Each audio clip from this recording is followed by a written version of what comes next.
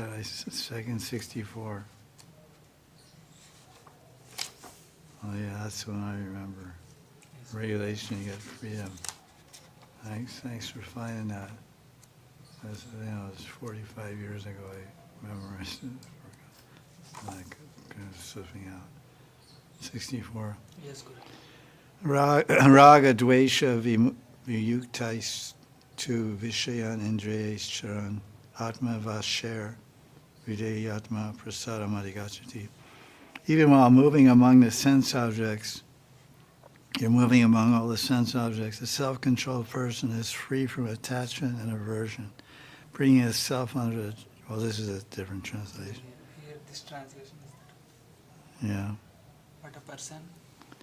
But a person free from all attachment and aversion is able to control his senses to regulate the principles of freedom contained in complete mercy of the Lord. I like that. Yes. He just tried to make it fancy English. Brings himself under jurisdiction of God, attains God's grace. Because, you're making another Gita, so you have to try to...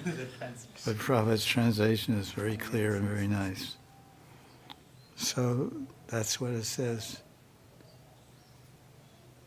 By regulation, you get freedom.